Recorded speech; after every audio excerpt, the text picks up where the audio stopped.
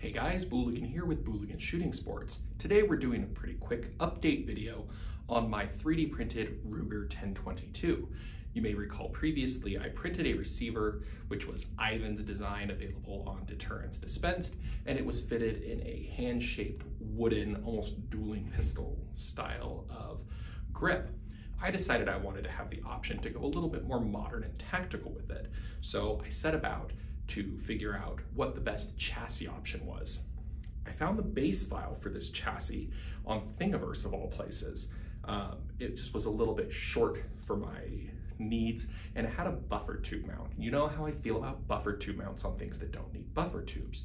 So I remixed the file to instead have a Picatinny mount at the rear so that I could fit my side folding brace design. It fits really quite well on there and lines up exceptionally well when aiming and when strapped to your arm as a brace, especially with the integrated red dot on top of the receiver. The grip was also something that I found on Thingiverse, and this will use any AR pattern grip. This one's just a super stubby, I think it's an MPX style grip. One of the modifications I made was I eventually added an extended magazine release lever, which allows me to more easily change magazines by just pressing it forward with my middle finger. One of the things I did design for it is sort of this extended handguard up front. The chassis stops just right here, and it's just a little small. So I decided I wanted to have something a little bit further forward that I could put my hand on so that I could very easily manipulate this and handle this in a shooting environment. This is printed just in some white PLA. I didn't print it in PLA Plus. A couple of reasons. One, I didn't have any PLA Plus spare at the time in a color other than black. And two, the chassis of this really isn't taking a ton of heat. It's not taking a ton of recoil forces or impact forces. So having this be made out of just normal PLA is not that big of a deal.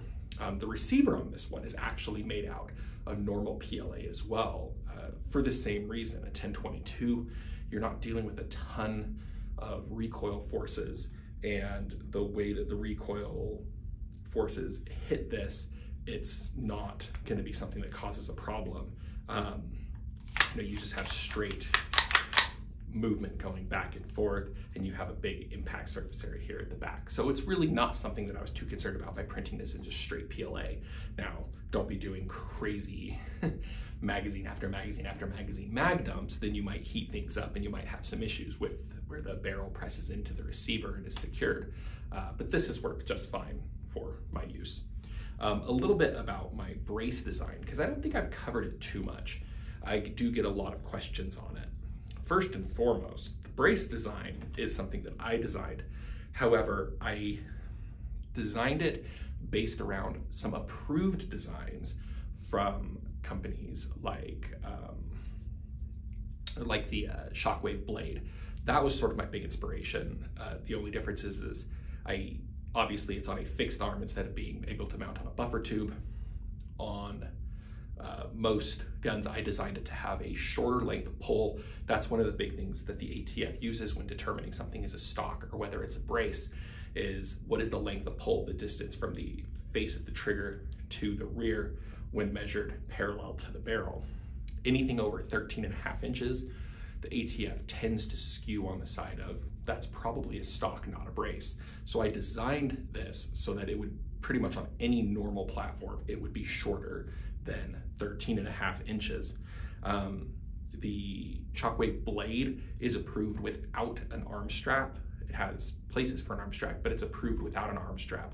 I went ahead and I included an arm strap on it for quick deployment. You just kind of pull that down. It's held in place there.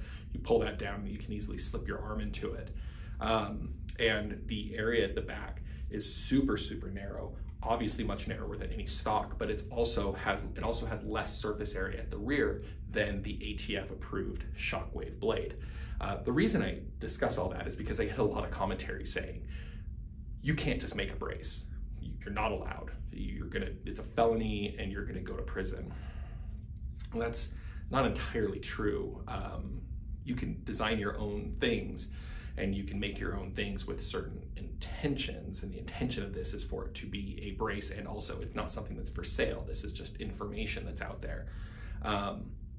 But the ATF actually doesn't approve individual accessories anymore. The old days used to be you would just send them this brace and say, hey, this was attached to a gun, is it a brace or is it a stock? ATF doesn't do that anymore.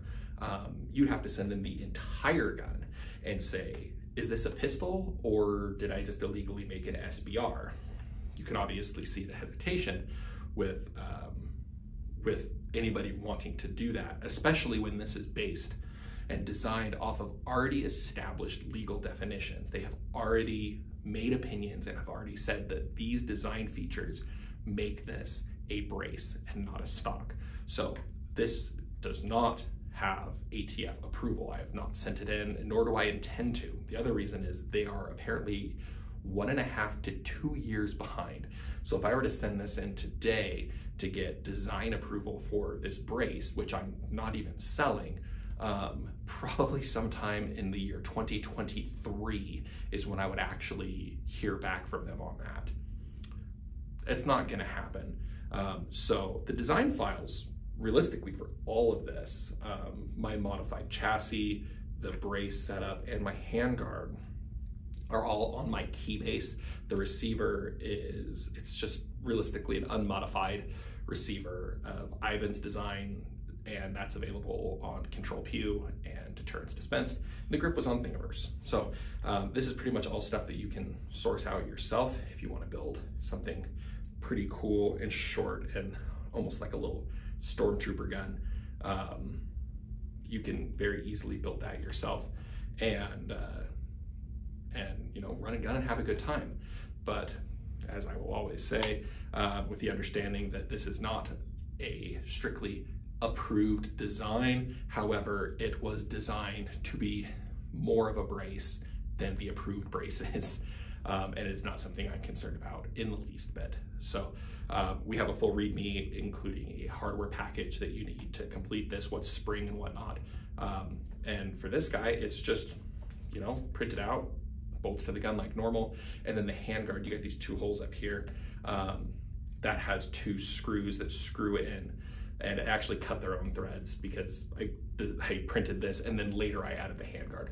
But it just screws in and is secured up front for a very nice and comfortable little handguard that keeps with the general look. So fire up your printers, get out there, build interesting things, follow all applicable laws, and don't get your dog shot. Thanks for watching.